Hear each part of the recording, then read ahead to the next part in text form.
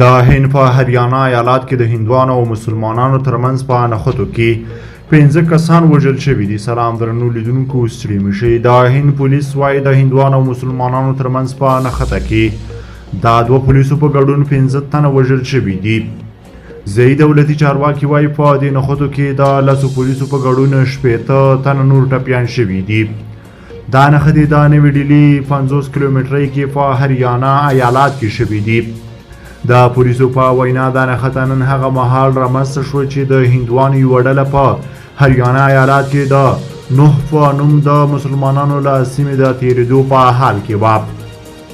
د نوح سیمې د پولیسو ویان کریشن کومار ویلي دي چې دغه لاریون کوونکو غوښتل له یوې عبادتخانې معبد څخه بلې عبادتخانې ته لاړ شي چې د دواړو لورو ترمنځ جګړه رامنځته شوه.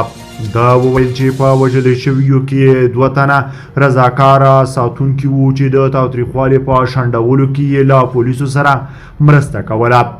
د امنیتي چارواکو په خبره دغه نښتې د دوشنبې په ماښام د 109 د ګورګام سیمې ته هم غځېدلي دي چې له امله یې یو جومات سوځېدلی دی، یو ملا وژل شوی دی، یو بل ټپي دی.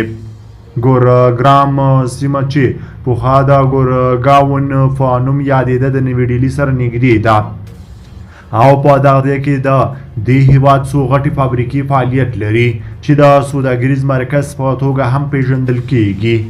دغه سیمه د نوې ډیلي سویل څخه 50 کیلومتره واټن لري.